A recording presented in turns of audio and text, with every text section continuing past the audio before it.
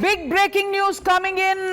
Top of news are we are hearing there are ceasefire violations happening in Poonch, in Rajouri sector. We are also hearing that there is a red alert and blackout in Srinagar. Explosions have been heard. We are also hearing Kachchh in Gujarat. Also reporting ceasefire violations. Akhnoor and Sunderbani sector have also seen some ceasefire violations, and this is just within hours after the ceasefire agreement was reached with Pakistan, brokered by the United States, as tweeted by US President Donald Trump. My colleague Priyank Tripathi joins me from Srinagar. We are also hearing Omar Abdullah tweeting that there are some red lights that are being seen high in the sky, as well as explosions being heard. Priyank, what details can you give me? Navika, once again the Pakistanis have done the same thing, the same act for which they have been known for. It has always been said that once they are defeated, you have to look back because they will once again try to come back, being rattled and being pushed back and being pushed to the ground. This is what is happening in Srinagar also, because early in the day what we saw that since morning there were 12 intercepts which was spotted by multiple radars which spotted the movement of the signal of the missiles which are coming out from the Pakistan side. Just a short while back, approximately 4 minutes back, what we have seen in the sky, although we have the switch of the light, there is some light which is coming out from one of the posts which could make it clear. The moon is quite clear, the sky is also very clear.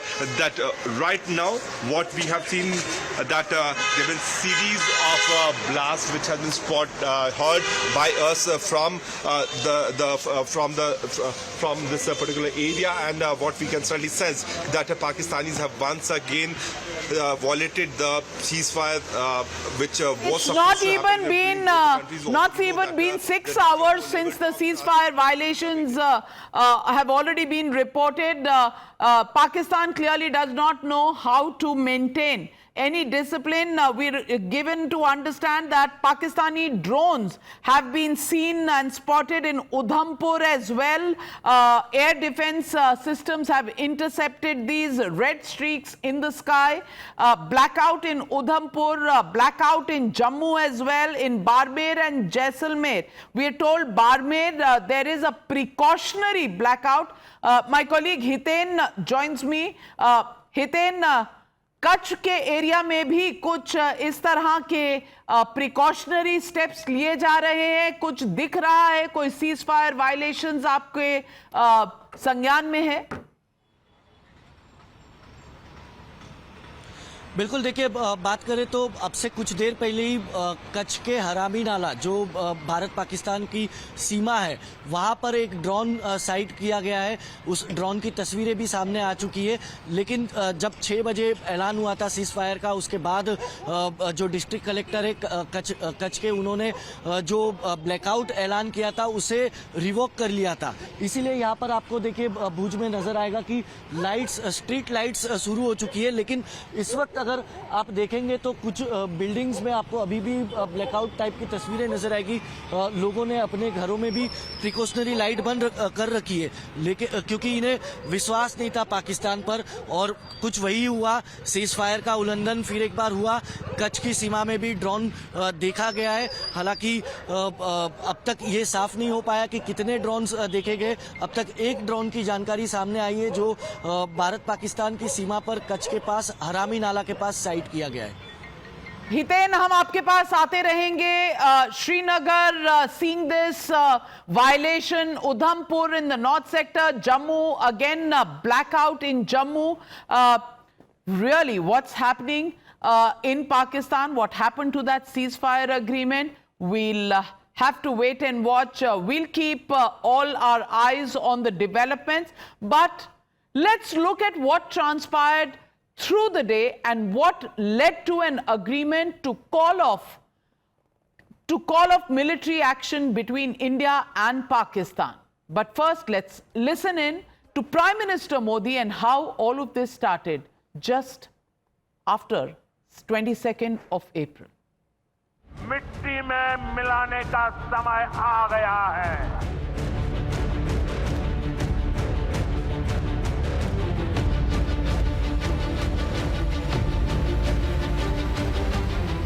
India will identify, track and punish every terrorist and their backers.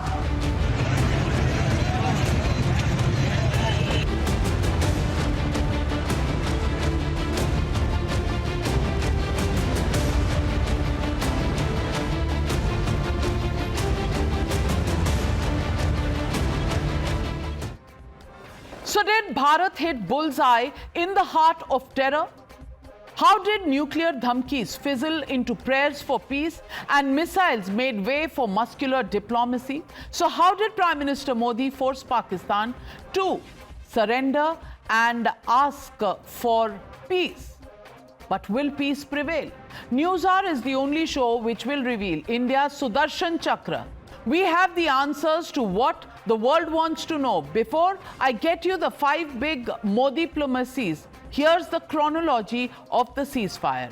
After the Pahalgam carnage, Modi wrote, "Samay kam hai aur lakshya bada hai." On 7th of May, India unleashed Operation Sindoor, striking in the heart of Pakistan. 9 terror dens were razed to ash in 25 minutes. After Pakistan targeted Indian civilians with kamikaze drones, India made a fatal strike on Lahore's air defense system. On the 9th of May, India exposed Pakistan at the IMF and bombed 5 of its air bases and destroyed its jets. Today, Modi warned that act of terror will be seen as an act of war by India, a major shift in the doctrine that India has followed so far.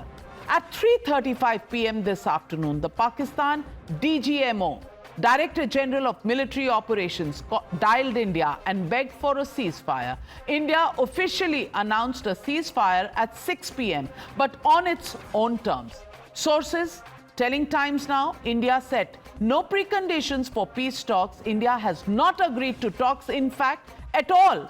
On neutral grounds, it was actually suggested by the Americans, but India has not accepted the demand that was made. The Indus Water Treaty will continue to be held in abeyance. There is no rollback on that and cancellation of visas for Pakistanis. Watch how the day unfolded before I tell you about the inside track which led to Pakistan's conditional surrender. Indian arm forces ने पाकिस्तान को बहुत भारी नुकसान पहुंचाया।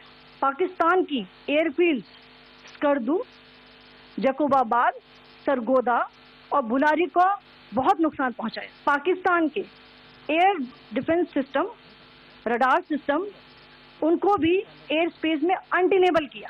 Director General of Military Operations of Pakistan called the Director General of Military Operations of India. It was agreed between them that both sides would stop all firing and military action. We remain fully prepared and ever vigilant and committed to defending the sovereignty and integrity of the motherland. Every misadventure by Pakistan has been met with strength, and every future escalation will invite a decisive response. First, India choked Chenab, putting the Indus Water Treaty in abeyance. It's projected that Pakistan will face 21% water shortage in various places, and its agriculture would have been destroyed. Also, what we did was flattening of the air bases, and we've also managed to somehow or the other show the world what Pakistan is made of in terms of its defense system and what India is made of. Also, the big masterstroke came at the IMF meeting where Pakistan begged for IMF loans and India globally shamed Pakistan. What we are given to understand is behind the scenes, Pakistan was read the riot act that these loans have been approved, but on the condition that it backs off and stops the military confrontation and conflict that was going in. the region between India and Pakistan. And Pakistan, which was bankrupt, had absolutely no position to not agree to these conditions. Let us also tell you that the US Secretary of State Marco Rubio called Shahbaz Sharif and warned him to end support to terror. And then he spoke to External Affairs Minister Jaishankar and vowed to back India in its fight against terror. Today, Rubio directly called the army chief because 2 days, 2 calls to the political establishment in Pakistan didn't yield any results at all, and therefore Asif Munir, the army chief of Pakistan, was finally given the ultimatum and he was read the riot act to back off. And finally, Modi put Vikas above war. China, behind Pakistan, wanted India to derail from its stretch to development, to derail it from becoming the third biggest economy in the country, in the world, and become the China alternative in this part of the world, in the Asian part of the world.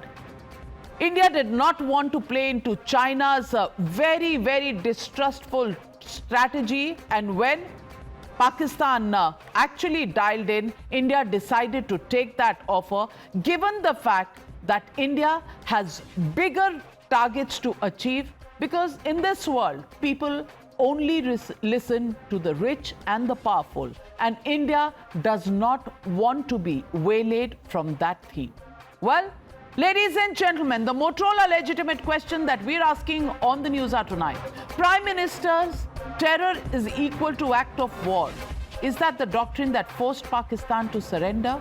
That's the question, and that's the debate on the other side. You're watching the News Hour at 9. Debate number 1 on Times Now. Super Prime Time.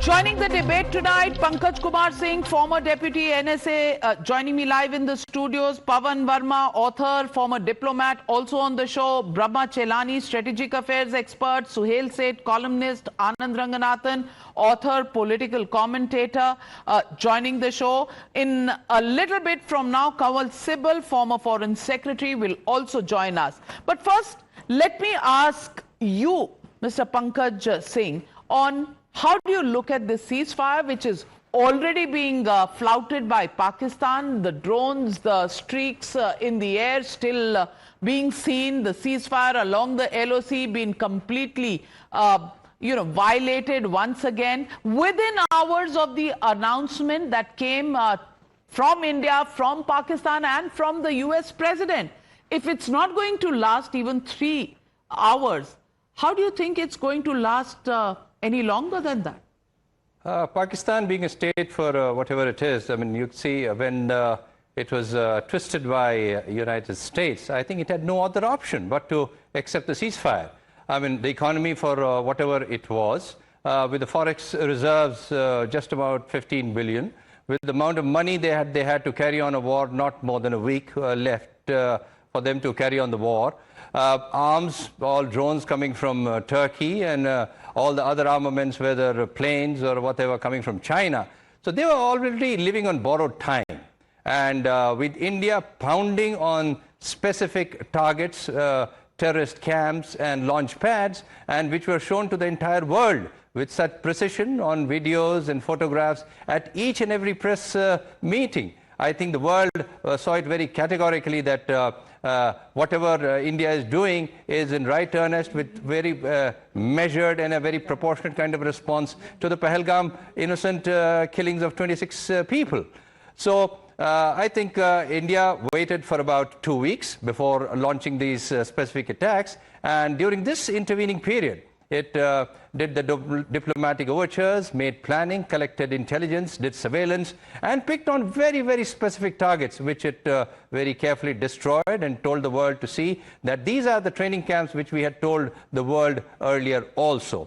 So how long would Pakistan have continued? Not very long, and like you said, with the IMF loan also hanging and the begging bowl that they had extended, I think they were forced into calling it a ceasefire. But having called it ceasefire, and as you can see, an entire cessation of firing was to start at 1700 hours, and it's less than 4 hours that they have broken.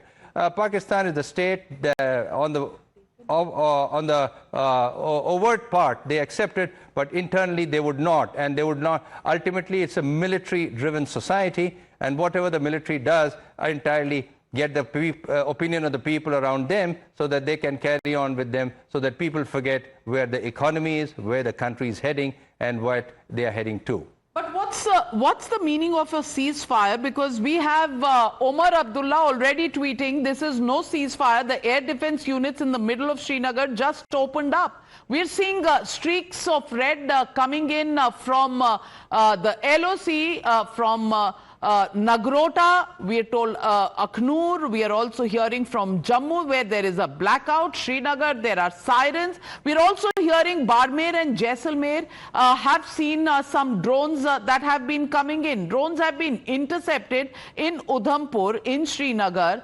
Barmer, Jaisalmer, Faridkot, Pathankot, Bhatinda, these are the blackout areas. Just what does this mean to all of us? Brahma Chelani, how do you see this ceasefire? Pakistan, a rogue state, can we ever go on the word that they've given us? Well, the first question that arises is that why did India agree to a ceasefire when India had the upper hand militarily? Pakistan's air defenses proved to be much weaker than Pakistan had expected. India managed to degrade Pakistan's air defenses and damage or inflict heavy destruction on several of its key military bases. The Indian military was on the march, just as in 1948.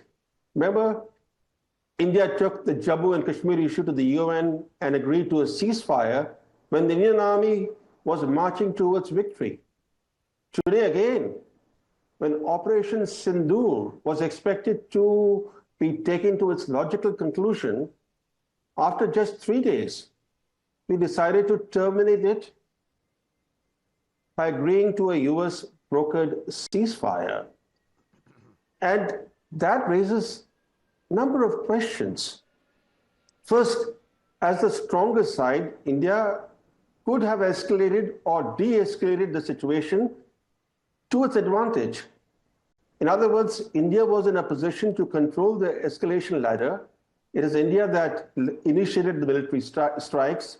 If it wanted to de-escalate, India should have taken advantage of its degradation of Pakistan's air defenses to inflict some heavy blows on the Pak military. We should have left the Pak military humiliated. This military has oppressed its own people. A humiliated Pak military would have faced the wrath of the Pakistani people. This Operation Sindoor was clear from day one that this had become a test of rival political wills.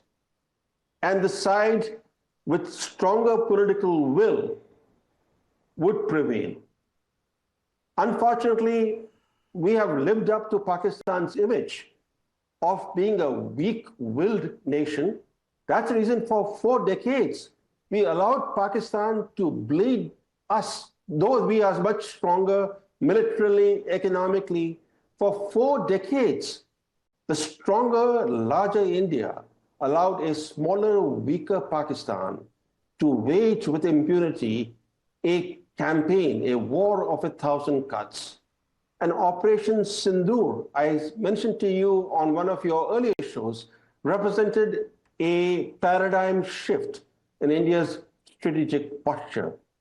But 3 days later, I have been left with only questions as to why did India squander its military advantage when the international geopolitical environment was very favorable to India. The US had given India open space to carry out strikes. There was no criticism by the US or any other major power other than China, which is Pakistan's ally. Contrast that with when India conducted Balakot airstrike or when India conducted the surgical strikes in 2016, the US criticized India. But this time, the geopolitical environment was to India's advantage. Plus, there was a national consensus in India, a consensus that wanted India to wreak vengeance, to teach Pakistan a lesson. Yet, we didn't take Operation Sindoor to its logical conclusion.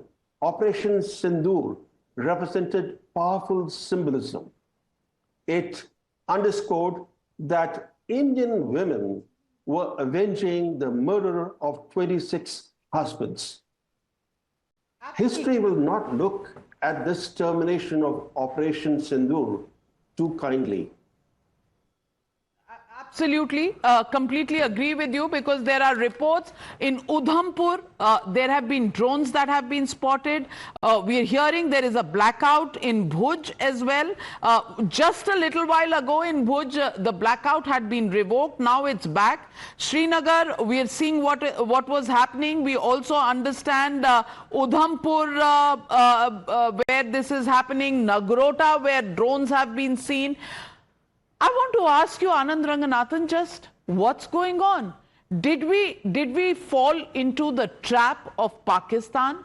And number two, yes, there were gains. We were in a position of strength as far as our military prowess was concerned. But have we squandered it away, as the question many are asking tonight? Good evening, Navika, and good evening to my fellow panelists. Look, Pakistan violating the ceasefire live on television does not take away from the fact that we entered into a ceasefire agreement with it. Why did we do so? Knowing that a leopard never changes its spots is what I think is worthy of discussion. Navika, not having seen or read the ceasefire agreement, of course, if at all such a document exists right now, I feel like Guido in Fellini's 8½, who said, I have nothing to say, but I'll say it anyway. Be that as it may, let me elucidate my views, of course, as a layman, on India reaching this agreement. First, it needs to be underlined that there are definite tangible gains that we have got from the Operation Sindoor. Number one, we have called out, possibly once and for all, Pakistan's nuclear bluff by targeting with precision and at will deep into mainland Pakistan, and not one but a dozen locations at their terror hubs, airfields, ammo dumps, military locations. Their nuclear bluff lies crunched up and in the nearest trash can, and they know it. Number two, we have ascertained the robustness of our offense and, more crucially, our defense capabilities. The stupendous success of the ADS, the pinpoint accuracy of our missile strikes deep into Pakistan while our fighters not entering their airspace is an incredible assurance to the Indians. Three, we have now lassoed the Indus Water Treaty into the tightest possible leash on the terror state of Pakistan with a tap-off, tap-on decision we will take depending upon their behavior. To me, this is the biggest gain. And four, the new doctrine that we have formalized, that from now on,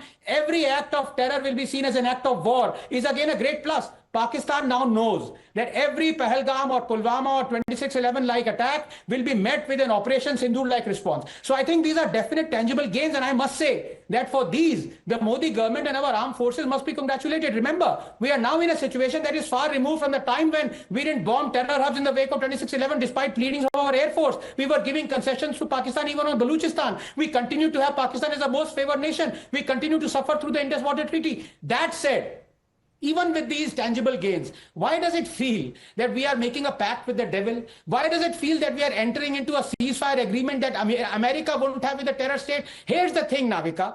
Pakistan is never going to renounce its preamble to destroy India through terrorism. So I ask, have we met the objectives of Operation Sindoor? Have we met all the promises that were made by PM Modi in the wake of Pahalgam? Have the terrorists who perpetrated Pahalgam been killed or handed over to us? Have we eradicated terrorism from the root up as he promised? Only he can answer that. Perhaps he sees Operation Sindoor as the first step, which, given the aforementioned gains, is acceptable. But then, would these tangible gains be included in any agreement that we will have with Pakistan? Pakistan is never going to accept to co-sign any treaty that contains these gains. So we must have a third party like America to accept and underline these tangibles, at least two of them, that Indus Water Treaty will remain in abeyance till such time it is redrawn, and that every act of terror on India will be seen as act of war. Finally, Navika, 30 seconds. I am disappointed by the optics of the entire unfolding. The fact that that we did not announce the ceasefire ourselves first up and left it to America to do so? How on earth did we not foresee that Trump would jump the gun? We and Pakistan, I'm afraid, come across as schoolboys in front of the principal who has negotiated truth. So to sum up, there are definite gains, doubtless,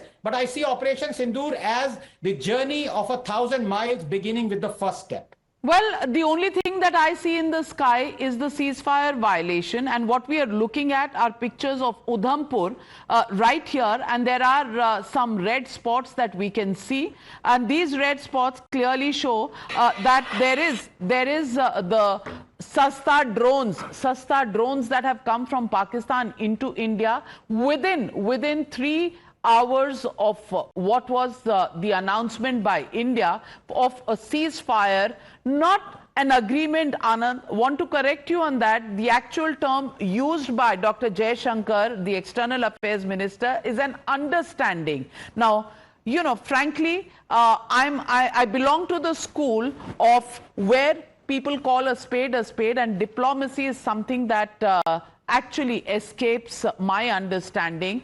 But if I call a spade, understanding, agreement, these are words and you can play around them for 75 years and make no sense out of it. But Suhail said, if you're seeing these drones in the air, what does that mean? Have we actually frittered away our advantage? Have we been conned once again by Pakistan? Have we, as Anand Ranganathan puts it, been treated like schoolboys being called to a parent-teacher meeting by Trump? And in the end have no cards in our hands? And have we met all the objectives of Operation Sindoor that we set out to achieve? So let me tell you in quite unabashedly and with a certain level of harshness, this whole exercise has been a disaster to my mind. Okay, every military man will tell you that military operations end with only 2 things, mission and objectives. What was our mission and what was our objective? If our mission was to target terror camps, our objective was to eliminate those terror camps and tell the world that you're dealing with a rogue army and a rogue government. To tarnish all innocent civilians is silly. What have we done? We have agreed to a ceasefire brought upon us by Big Brother, the United States of America. Trump, being unhinged, has also issued a tweet as if suggesting that he has done it and he will take all the credit because we'll be too slow to respond. So I don't want to go to the past because history is a country with no citizens. Now what do? Navika, what you have said today, and please, I hope some of these chaps in the government, if they have even an iota of intelligence, are listening to what I'm about to say. Please document and record all of this and flag it off to every international media organization where, by the way, our narrative is always subservient to the narrative of Pakistan, and tell the same people who are targeting you, saying that, look, we told you these people will not change, and see what has happened. The violation of a ceasefire is not just the violation of a ceasefire. It is the establishment of a long-standing intent of theirs. Their intent is to protect terrorists, not to protect their own citizens. I said that on your channel, on Pranesh's show last night. Brahma was there on the panel as well. Our fight is for humanity. Their fight, which means the Pakistan government and the Pakistan army, they fight to keep their terrorists alive. We fight to keep our citizens alive. That's the essential difference. It's humanity versus terrorism. We can't do anything about it until and unless we continue to badger and change the narrative and bring upon this. See, remember, Navika, there is no moral pressure that you can bring to bear on them because they're immoral. The government is immoral. The army is immoral. So if you talk about morality being the interjection or being the intervention point, forget it. They are not civil people. And I repeat, I'm talking about the army and I'm talking about the establishment. So what do? You now shift the battleground and you tell them that you thought that we had inflicted war. Ours was not a war. Ours was to wipe out and eliminate terrorists who were harming our innocent citizens. Brahma talked about 26 widows thanks to what happened in Pahalgam. That's what we've got to do. We've got to flag off each of these incidents the response that we will give them militarily, as Pankaj has said, is going to happen. But that will not take away, because here's what's happened, Navika, and this is an important point I wish to make. For some strange reason, there is now an equality over the last 4 days, as if India and Pakistan are both engaged in war. No. India has to tell the world that we are not engaged in war, we're engaged in protecting humanity. Because one day this will also happen at other borders, as we have seen in the past. So I think the narrative needs to be recalibrated and reshaped. Number one. Number two, the Prime Minister must address the nation and tell us what happened and why it happened. We cannot be seen as a sissy country which has given in to, the shenanigans of the Oval Office. Because then, let me tell you what's going to happen. And Navika, it's not good or bad, but it will happen. Starting tonight, your so-called woke intellectuals, the so-called left liberals, the opposition will now start baying for the blood of Narendra Modi. Now, obviously, when Modi has taken this decision, that is going to happen, so he'll say it one way or another. But my worry is not that the opposition's got to do what it's got to do. My worry at the moment is that we have a full blackout in all parts of Rajasthan. We have the Jammu sector where 10 drones have been spotted. Vaishno Devi, there is a blackout. Once again, in Punjab and in Jammu and Kashmir, there are ceasefire violations as well as drone attacks that have happened.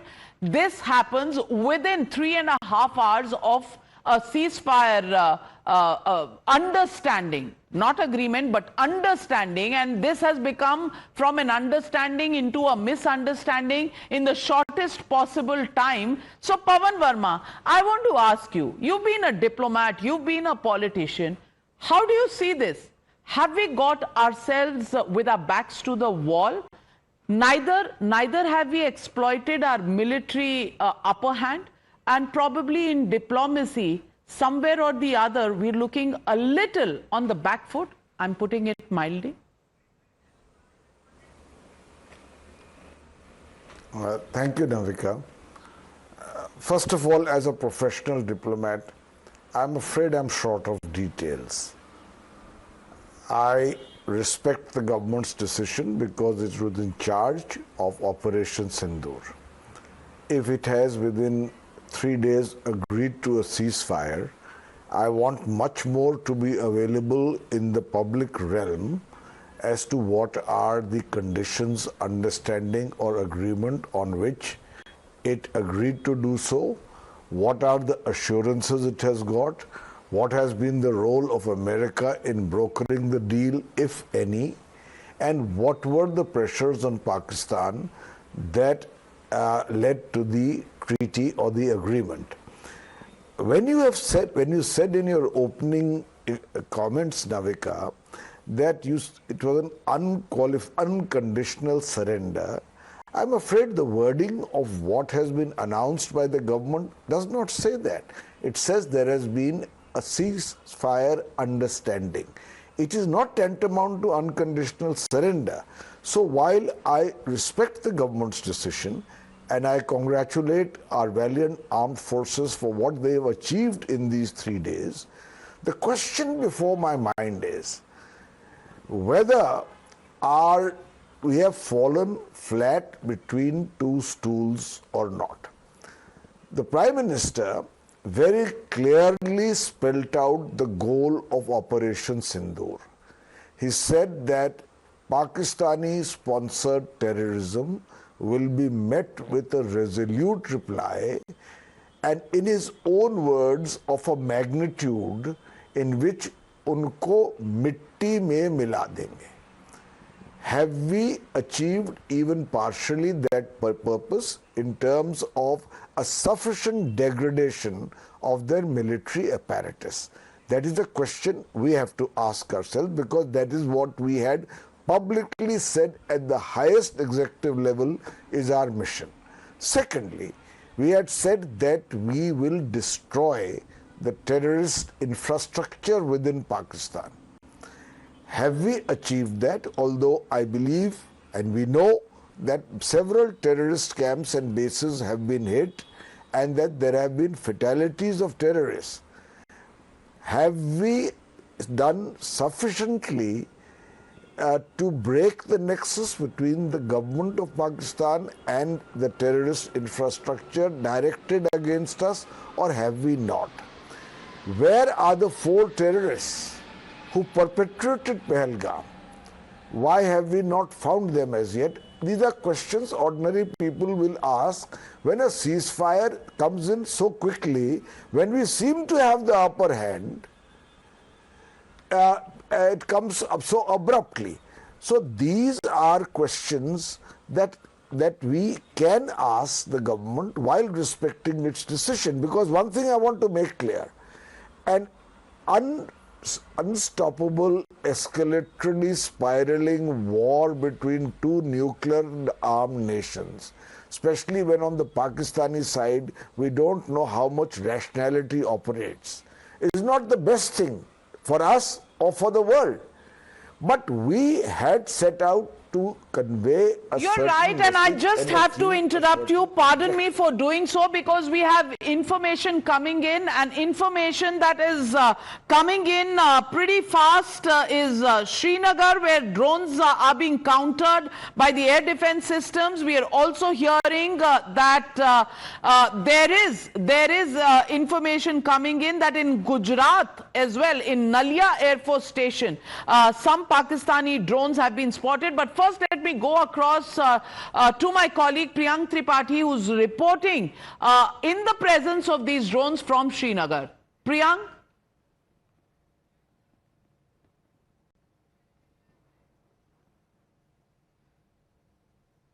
This is a very important this is in Srinagar, and from where we are reporting, and there you can see that multiple shells are being fired from the BB can. This is a very important where this particular drone on the other side is being targeted by the multiple round which is being government area. Drone was spotted there, and later to that, soon after the drone was spotted, these multiple rounds are being Srinagar. So that's the situation on the ground, where the Pakistanis have been not violating the ceasefire, but also these drones are hovering over the sky. Priyank, thank you for that report from Srinagar. Srinagar, Jammu, again Nagrota, Udhampur, all of these places have reported lots of drones coming in swarms towards them. What we're also hearing is Vaishno Devi, a blackout has been imposed. A blackout in Rajasthan, Bhuj goes back to a blackout. We're also hearing some explosions heard in certain areas. We'll try and confirm where these explosions have been heard in Gujarat and Rajasthan, trying to get those details for you. But Kamal Sibal joining the show. Kamal Sibal, ceasefire and violation of ceasefire in the same breath. What have we gained? What have we lost? Well, I think right from the start, we said we were not opposed to de-escalation. In fact, the first message we sent across was that we have attacked the terror sites in Pakistan, 9 of them. But this was limited to the terrorist infrastructure, and no military infrastructure of Pakistan had been hit. This was obviously a signal that to the Pakistan military that you hold back. There's no need for you to react, but if you do, of course, then we will hit you back. But for Pakistan, it is absolutely impossible not to react. The Pakistani army chief would have lost face, the Pakistan army would have lost face, the Pakistani political class would have been up in arms that the Pakistan army is incapable of defending the sovereignty and territorial integrity of Pakistan. So it was some degree of escalation was built into the situation, and we've hit them very hard. And after hitting them very hard, we had to take the decision whether we allow this to go on, or we have achieved what we had in mind to a large extent, that we've given a very powerful signal to Pakistan that we are not going to tolerate any more terrorist attacks aided, abetted by them, sponsored by them on Indian soil. And this message has been driven home, and they will think twice before engaging in such acts in the future. Now, it was a judgment call whether we should accept a de-escalation and a ceasefire. As you know, the Americans got into the act as they had been getting into the act before. And Trump had already started signaling that they are working for a ceasefire. And J.D. Vance and Secretary of State Rubio have actually made it known publicly that they were, for the last 48 hours, ringing the telephones at the Indian end, at the Pakistani end, and both sides had agreed to a ceasefire. And they went ahead to say that the two sides will meet at a neutral venue to discuss a larger set of issues, which I don't know what it means.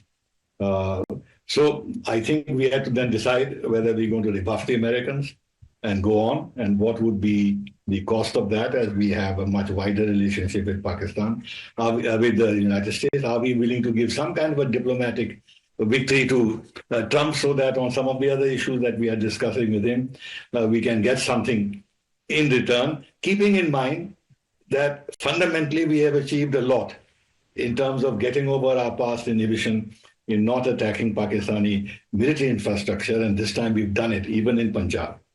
So in a sense, that inhibition has now gone, and next time we can even go further. Now, one can always dispute whether we should have gone on or accepted a ceasefire. We can always debate that. I think there are pros and cons. On the whole, it is not a bad idea to accept de-escalation and a ceasefire, knowing that we are not going to actually step back or roll back any of the other steps we have taken on the Indus Waters Treaty and everything else. And at the same time, we are keeping our options open, that if tomorrow there's another terror attack, we'll hit back very hard. But what is required in the meantime is to actually gain even more ascendancy in military terms on Pakistan, so that we can hit them even harder. Even harder, because they're going to get military support from China and from Turkey. They will try and build up their military strength. So we have actually to build up even more military strength on our side, so that they think twice before they go into this adventurism again of promoting terror in our country.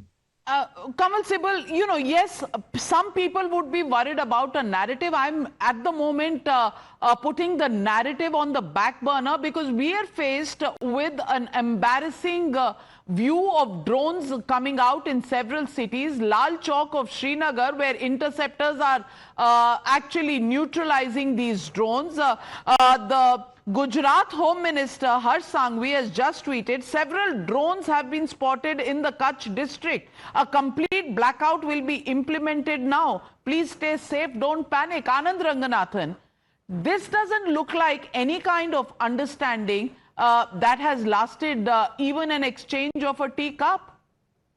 Navika, I thank you for mentioning what you did just a couple of minutes ago. You see, people must understand that Pahalgam was no ordinary Rubicon that was crossed. Pahalgam was, in one sense, a mandate given to Prime Minister Modi, and he understood it. It was the last straw of the camel's back. People could not take it anymore. And that mandate was, and he said it repeatedly, I am going to root out terror hubs. I am going to root out the people who perpetrate terror and the people who sponsor terror. Now, as I said, it's up to him to realize whether the objective has been reached or not. But couple of points out here. You see, already in 3 hours, the ceasefire have been violated. Even triple talaq happens slowly than what Pakistan has achieved out here. In these circumstances, number one, should not a minister, leave alone the Prime Minister, but the Defense Minister come out immediately right now and say, because the ceasefire has been violated, whatever agreement or understanding we have with Pakistan 3-4 hours ago stands null and void. There is no response from the government. There should have been, when you have American ministers coming and responding. We don't have a single minister who's come out and faced Indian public, visually, audio, to say that, look, either why we reached this agreement or that now the agreement stands null and void. This has to happen. The government has to be proactive here, because 1 billion people gave the mandate to Prime Minister Modi. Well, it's absolutely reasonable to expect that. But at the moment, all I can tell you is we're once again to a situation which we were seeing over the last 4 days. Whether these are surveillance drones, and look at them with the impunity that the LoC violations have happened, the drones have come in. And I want to ask you, Mr. Pankaj Singh, is this an understanding that has conned us? We needed this military advantage to be converted to something long and lasting. This hasn't even lasted, as Anand Ranganathan, who has a great sense of humor even at this point, this didn't even last as much as the announcement of triple talaq. What is one supposed to make of this situation?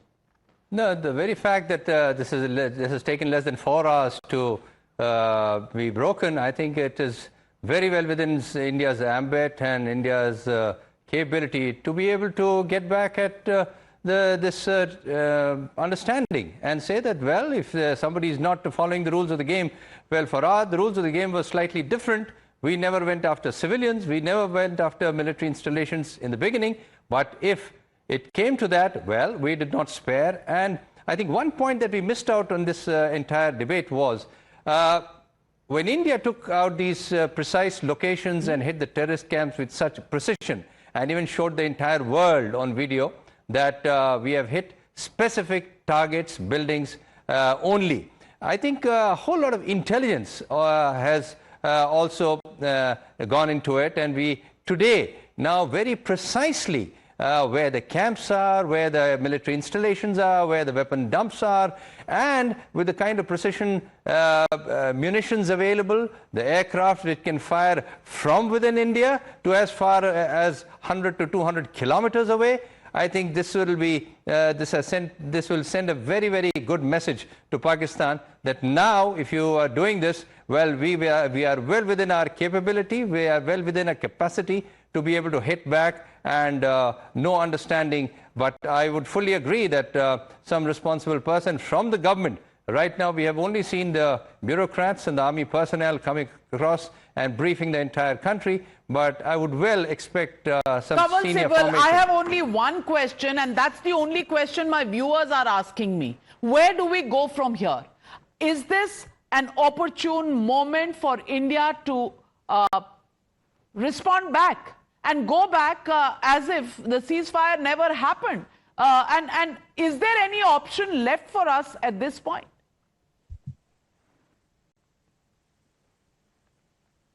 Let me tell you, the Prime Minister or the Defense Minister has to speak.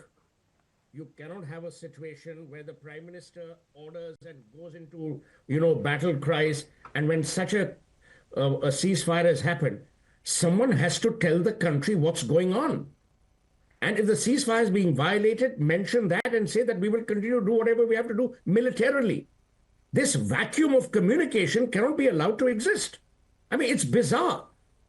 You cannot have the leader of a democracy who has marched the armed forces to military action, then agree to a ceasefire, which we are being informed of as citizens of this country by Donald Trump, who's the President of the United States, with no one talking about it from the political leadership. You're leaving yourself open to more criticism. B, what you rightly said about the drones, that will have a military response. And please don't minimize what I said about the global narrative. We have to tell people that our target is terrorism. It is not inflicting, as they did, hurt and death on innocent people. We aren't that nation. We have to tell people that. Sure, understand, respect, and, completely stand by that narrative. But the question is, where do we go from here? Are we going to sit back and keep watching, or do we hit back? What would your advice be, Kamal Sibal, if anybody were to ask you this question? I think if what is happening now are relatively isolated incidents where maybe there is not yet full communication within the system about the ceasefire, or there are individuals who are not happy with this decision, and are resorting to the use of drones, etc., etc. We have to assess that. And if this continues, then obviously we should go ahead and do what we have to do. Very clearly, we don't need to go back to the Americans as a supplicant saying, look, you sort of played a role in this ceasefire and Pakistan is violating the ceasefire. And now we are compelled, we don't, to react, we don't owe any explanation to anybody. But absolutely. Immediately reacting in a big way and starting attacking American Pakistani military installations would be a difficult political exercise on our part. So let's wait for a couple of hours. If this continues, then I think we should fire the first salvo and then see what it happens. It shouldn't be that we tie our own hands and on the other side, they go ahead and do what they have to do. With regard to coming out with an explanation at the political level as to why we agreed to a ceasefire, I accept the argument that it is unfortunate the Americans have so openly got into this act to act as brokers and equating India and Pakistan and hyphenating India and Pakistan and not talking about why all this happened. It happened because of terrorism. But what is America doing about terrorism? If they really want to have some kind of a balanced relationship between India and Pakistan and broker peace, then that cannot be brokered unless they attack the issue of terrorism. Therefore, there must be some strong action by them on Pakistan's sponsorship of terror, rather than totally avoiding mentioning this issue and framing it simply as some kind of a big military conflict between two nuclear-armed powers, which needs to be contained and de-escalated. I think that is the unfortunate part of the American public intervention in this matter and trying to claim credit for this ceasefire. And in a sense, giving the impression that our arms have been twisted. We've been trying to actually convey the message, as I see unofficially, that look, the DGMO of Pakistan will reach out to us for a ceasefire, and we have responded, and the DGMOs would be talking to each other. So this narrative is not selling because of the America's public statements with regard to their intervention in this matter. Now it is up to America actually to put pressure on Pakistan on the terrorism issue, but they've not done that. They've not done that in the past, and they're not going to do that in the future, unfortunately. And so we are back to square one. And Brahmachalani, let me ask you, while I announced that there are blackouts in Punjab in the districts of Amritsar, Jalandhar, Gurdaspur, Pathankot, Sirsa, all of this coming in, air raid sirens sounded in Amritsar, potential threat reported. Once again, Golden Temple. Are we back to square one, or should we wait for a couple of hours to look how this is panning out? Kanwal Sibal has given an option saying that maybe the communication hasn't gone all the way down to all the centers. But do you think that is a plausible explanation? If there are such rogue elements in Pakistan who believe they can operate autonomously, then that should be even greater concern for us, that within the Pak military, there are elements, jihadist elements, who will act independently of the top brass. But I think there are more fundamental things that we should be bothered about. This US brokered ceasefire framework, the fact that it draws a false equivalence, equating the victim of cross-border terrorism with the perpetrator. You can see this, the tweet just sent out by the Pakistani PM. He's so delighted. He's thanking Trump, he's thanking J.D. Vance, he's thanking Marco Rubio for bailing out Pakistan. As the stronger side, India should have brought its superior military power to bear on Pakistan in a way to impose high punitive costs. But from day one, we were hesitant. As we all know, that India has long maintained a reactive strategic posture, both toward Pakistan and toward China. But Operation Sindoor showed that India has taken its reactive posture even to military operations, making military operations reactive. Every day we were saying the same thing. We're responding in equal measure. Yesterday, the MEA said we are responding proportionately, adequately, and responsibly. And it went on to say we're responding in similar domain and in similar style. In other words, we are letting Pakistan dictate terms. We didn't use the naval power because Pakistan didn't initiate naval hostilities. We were waiting for them to initiate naval hostilities before we employed naval power. Even though we have our naval power is dominant, overwhelming compared to Pakistan's.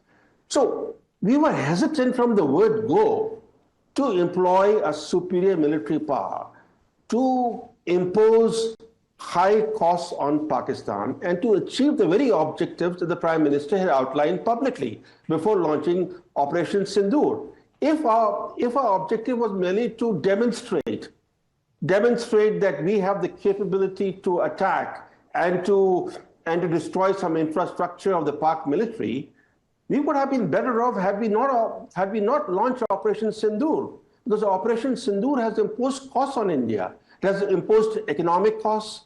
Investor confidence has been shaken. Tourist arrivals from overseas have suddenly ground to a halt. And the rehyphenation of India and Pakistan has happened. There are these invisible costs that India will have to bear for for months, maybe even for a couple of years. So if we were so hesitant, we shouldn't have launched Operation Sindoor. Operation Sindoor could not have been accomplished. Even with the best military minds and the best military capabilities, you cannot accomplish a military mission in 3 days. Not even the United States has ever launched a military mission and terminated it in 3 days, even despite being a superpower. Well, it's very clear the BSF, we understand, has been given full freedom to respond to the ceasefire violations. But in the meantime, we are trying to decode. Well, that is an attempted attack at Lal Chowk in Srinagar, neutralized, those drones neutralized by our air defense systems. It's all happening now. If you thought this was going to be a quiet night on the Western Front, that really hasn't happened. How is it going to pan out? Is this the flickering just before the end of the conflict between India and Pakistan? Or is this going to be phase 2 of the offensive? We'll wait and watch. We'll keep you informed. It's going to be a long night as we keep our eyes on what's happening across the LoC. But for now, handing it over to my colleague Madhav Das Gopalakrishnan. And Madhav, well, shortest ever ceasefire understanding that we've seen in recent times. Clearly, everybody is flummoxed on what kind of an understanding was this. How do we handle it from here on? What will happen next? For all that, I hand it over to you. Thanks so much.